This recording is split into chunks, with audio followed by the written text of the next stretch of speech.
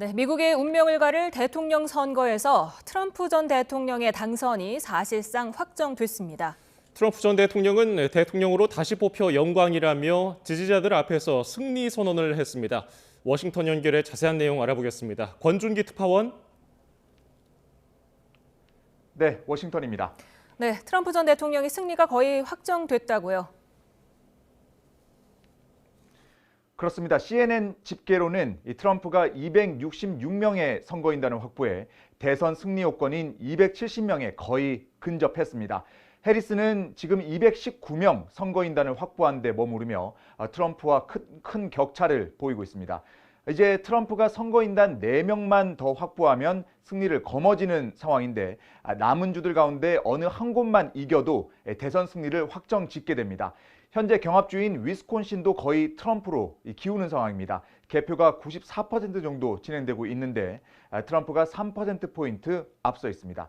폭스뉴스의 경우는 이미 트럼프가 선거인단을 277명 확보해 226명을 확보한 해리스를 제치고 47대 미국 대통령이 됐다고 보도했습니다.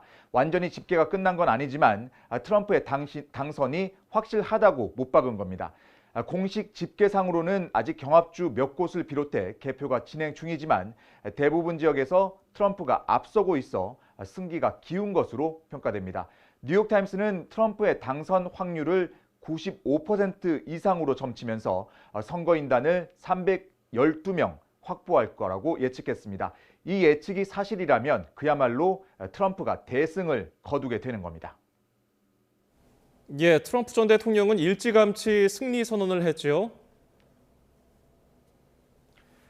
그렇습니다. 트럼프는 플로리다에 있는 마러라고 자택에서 개표 상황을 지켜보다가 승기를 잡은 것으로 판단되자 지지자들이 모여있는 웨스트팜비치 컨벤션 센터로 이동했습니다. 멜라니아 여사와 아들 등 가족들과 함께 무대에 선 트럼프 전 대통령은 이곳에서 사실상의 대선 승리 선언을 하며 지지자들과 자축의 인사를 나눴습니다. 트럼프는 다시 백악관으로 돌아가 바이든과 해리스가 망가뜨린 나라를 다시 고쳐놓겠다 이렇게 약속했습니다. 직접 들어보시죠.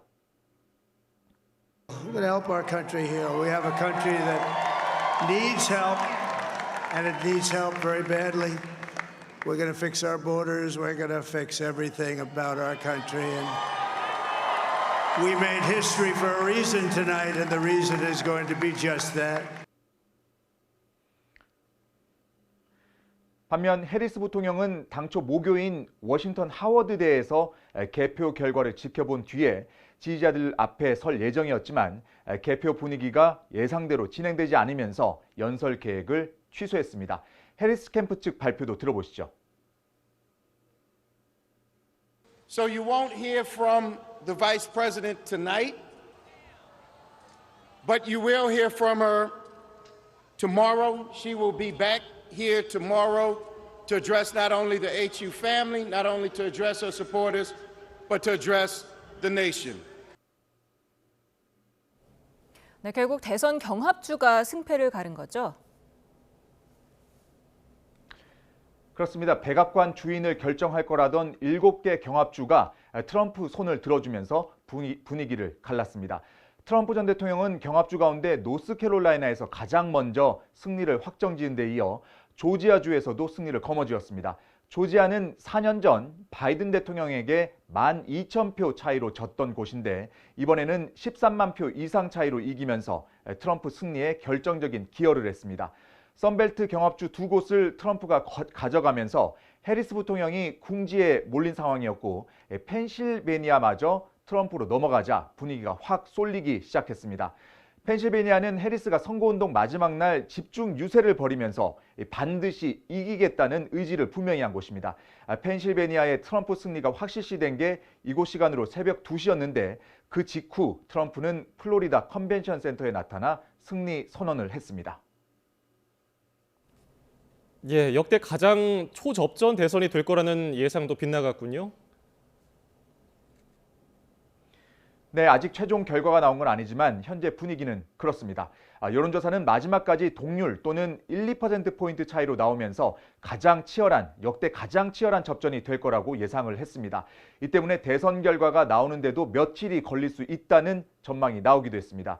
하지만 막상 뚜껑을 열어봤더니 초반부터 트럼프의 우세가 이어졌고 속속 승리 소식이 전해지면서 예상보다 빨리 트럼프 쪽으로 승기가 기울었습니다.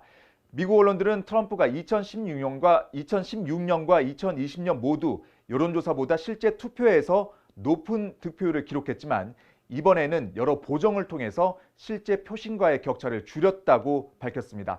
하지만 이번에도 예측은 빗나갈 가능성이 높아졌습니다. 또 선거인단 투표와 달리 국민투표에서는 민주당이 유리하고 또 이번에도 해리스의 승리가 점쳐졌지만 이번엔 트럼프가 전체 투표수에서도 500만 표 이상 앞서면서 민주당의 국민투표 승리 공식도 깨질 것으로 보입니다.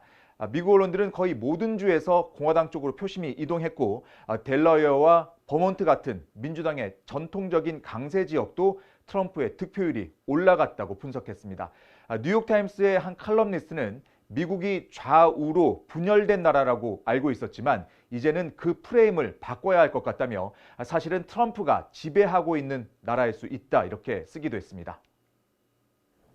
네, 트럼프 전 대통령이 속해 있는 당이죠. 공화당이 상원 다수당도 탈환했죠.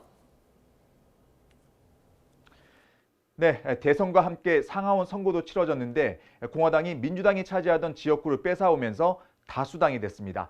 지금까지 네브래스카와 웨스트버지니아, 오하이오주 등에서 승리하며 100석 가운데 적어도 51석을 확보했습니다.